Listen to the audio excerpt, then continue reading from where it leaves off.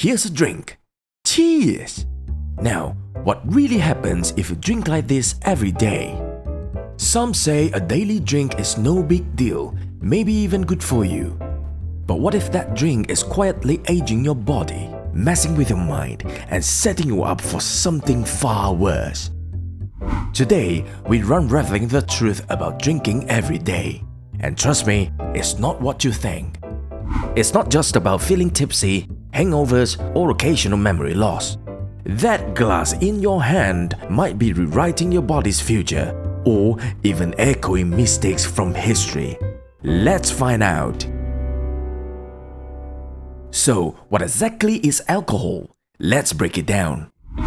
The main ingredient in your beer, wine, or whiskey is ethanol. Sounds fancy, right? But here's the kicker. Ethanol is the same stuff you'll find in medical sanitizers and industrial solvents. Yep, the thing cleaning your hands during flu season. You're drinking a more diluted version of it.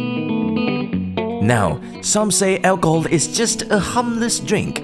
But here's where things get interesting. It's actually classified as a drug, a legal one. Sure, but a drug nonetheless. And it's addictive. How addictive?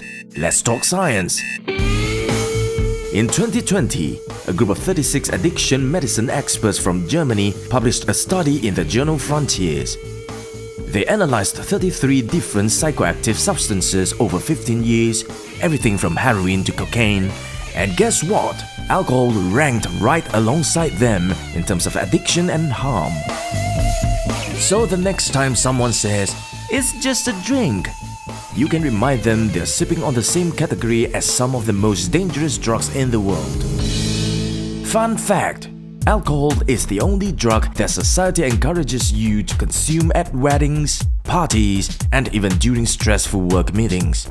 Can you imagine someone pulling out a syringe at a wedding? But here's the thing. While other addictive substances like heroin and cocaine are illegal, alcohol is sold at supermarkets and convenience stores. Why? Is it less harmful? Not at all. When you think of addiction, what comes to mind? Maybe images of dark alleys, someone hooked on heroin, or a movie character losing it on cocaine? But what about alcohol? Here's the twist. Alcohol is just as addictive as heroin or cocaine. But it's sneaky. It doesn't hit you in one dramatic moment. Instead, it creeps up on you slowly, one drink at a time. So how do we know alcohol is addictive? Let's look at the science. Scientists use experiments to measure addiction. And yes, this involves rats. Here's what happens. Rats are taught to press a lever to get alcohol. At first, it's easy. One press, one reward. But as the experiment goes on, they have to work harder. 5 presses for one drop, and then 10, then 20. Some rats press the lever hundreds of times, refusing to give up even when they're exhausted. Sound familiar? This is addiction in its rawest form, a relentless pursuit no matter the cost. Now here's the shocking part. In global studies, alcohol consistently ranks in the top 10 and often in the top 3 most addictive substances in the world. It's right up there with heroin and cocaine. But here's the thing. While heroin or cocaine addiction might be obvious, alcohol addiction flies under the radar. Why? Because it happens slowly, so slowly that most people don't even realize it's happening. And here's what makes it even trickier. Even if someone is addicted to alcohol, they might not know it. When they're sober, they look completely normal, just like anyone else. That's what makes alcohol addiction so sneaky. It's hard to recognize even in yourself.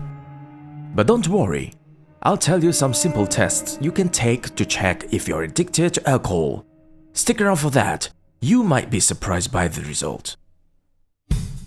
Alright, let's see how you score. Ask yourself these questions. Number 1. Do you drink alcohol even during the daytime? Morning drinking is definitely a red flag, but drinking at lunch could be a sign of dependency. Number 2. When you're bored, is your first thought, should I grab a drink? If alcohol is your go-to solution for boredom, you might be relying on it more than you think. Number 3. When you begin drinking, is it difficult for you to stop? If so, you aren't in full control of your impulse to drink. If it's hard for you to put the drink down, then it's a sign of dependency. Number 4. Do you feel guilty after drinking? Guilt often means you know it's harmful but you can't stop yourself. That's dependency. Number 5. If you don't drink, do you feel like something is missing or life is less enjoyable? Alcohol should never be your main source of joy or excitement. If you answered yes to any of these, you might want to take a closer look at your relationship with alcohol. These tests aren't about judgment, they're about awareness. Let's talk about what alcohol does to your mind. Sure, it might make you feel relaxed at first, but it comes at a price. Alcohol increases the risk of anxiety and depression, especially over time. It can make existing mental health conditions worse. And here's the cycle. You feel stressed, you drink to cope, but that drink only makes things worse in the long run. It's like a trap. Alcohol promises you a way out, but instead, it locks the door behind you. And yet, society doesn't treat alcohol like a dangerous substance. We joke about needing a drink to survive Mondays, we celebrate it at parties, and we even recommend it to relax. But alcohol doesn't care if it's a wedding or a weekday. It's doing the same damage every time. So how much alcohol is safe to drink?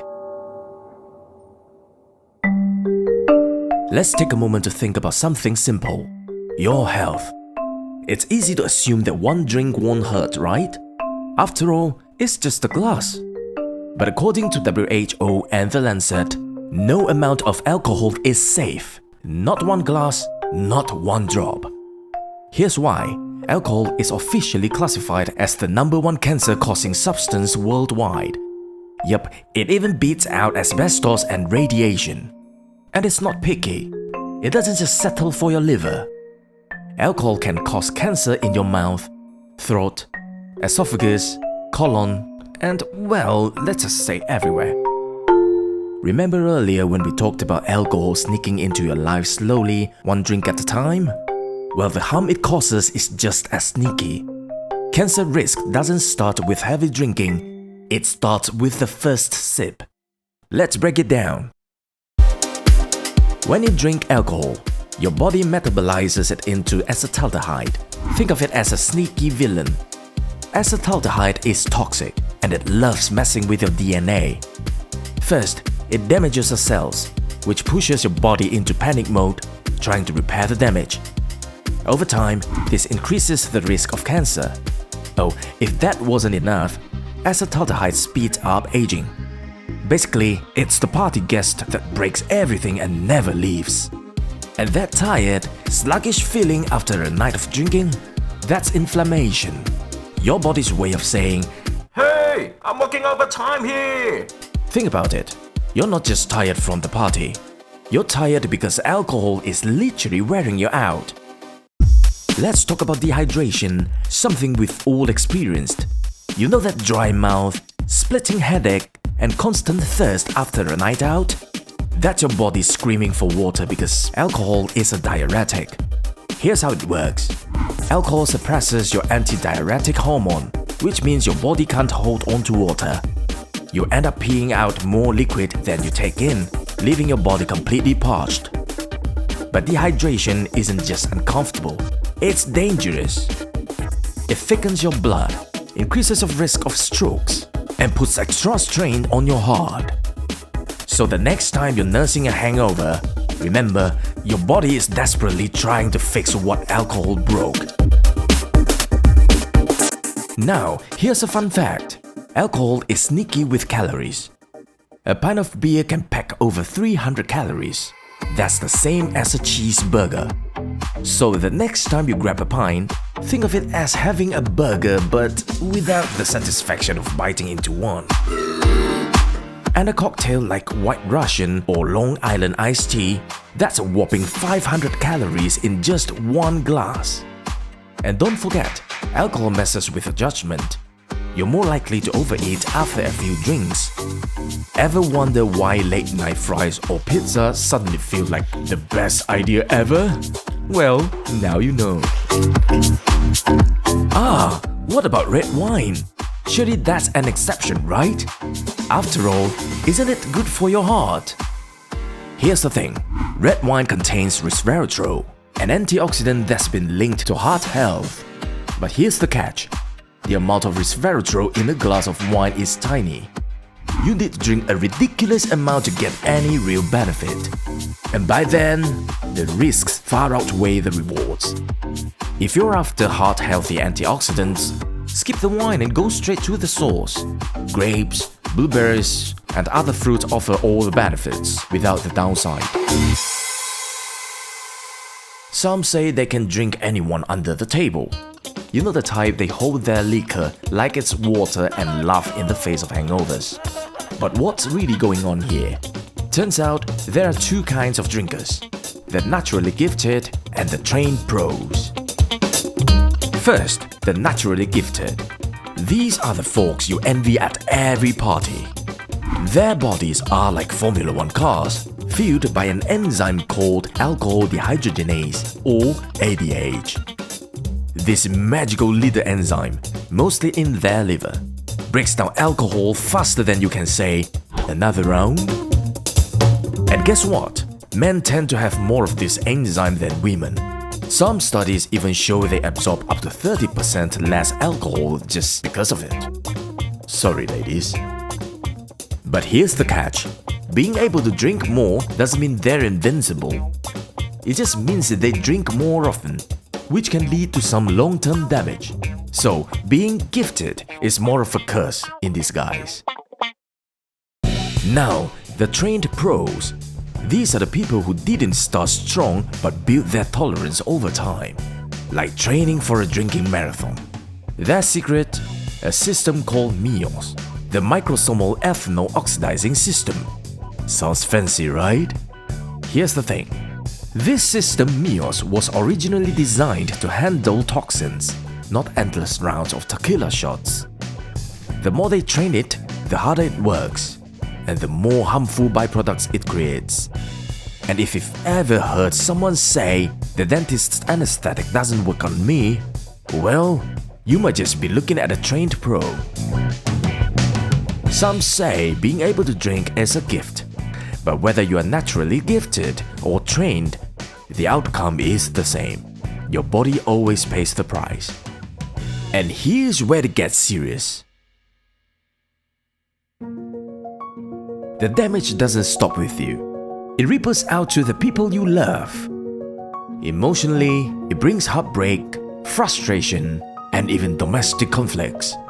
Financially, it drains resources, hospital bills, missed work, or the cost of keeping the habit alive. And physically, accidents, health crises, and the toll of caregivers mean your loved ones often bear the burden alongside you. But here's the thing, sometimes families try so hard to help, they unintentionally make things worse. Covering for the drinker, making excuses, or looking the other way, it all comes from a place of love. But in the end, it just keeps the cycle alive. And this isn't just personal tragedy. The ripple effects don't stop with families. They spread across entire communities, through economies, and into political systems. Let's take a step back. The alcohol industry isn't just making billions, it's shaping how we think about drinking. They spend millions into ads to make it look cool, fun, even healthy. But here's the real deal. In 2010, the US government spent $28 billion treating alcohol-related issues, things like liver disease, alcohol poisoning, and mental health problems. And that same year, alcohol cost the economy $249 billion. Why? Missed work, accidents, even lives cut short. Think about that, $249 billion. You know what that could do? build 5,000 state-of-the-art high schools. Instead, it's the price we pay to clean up the mess alcohol leaves behind. And it doesn't stop there. Alcohol is linked to crime too. Bar fights, drunk driving, and worse. It shows up in police reports, emergency rooms, and courtrooms every single day. And here's the part that really stinks. The alcohol industry spends millions lobbying governments to keep regulations loose. Why? Because the more we drink, the more they profit, no matter what it costs the rest of us. But here's what it gets haunting. Remember what I said earlier about alcohol rewriting not just your story but the stories of entire cultures? It isn't just a theory. It's happened before. In the southernmost part of Chile, there was once an indigenous people called the Yagan who thrived for over 10,000 years. But today, zero. The last full-blooded Yagan was an old woman who passed away in 2022 at the age of 93. Just 150 years ago, there were around 3,000 Yagan people. But 80 years later, the number had dropped to 30, losing 99% of their community in less than a century. And alcohol, it played a devastating role in that collapse. When settlers arrived, they brought alcohol into Yagan society. It tore through families, weakened health, and dismantled the traditions that had kept their culture alive for millennia. If alcohol can play a role in wiping out an entire culture, what kind of damage is it quietly doing to ours?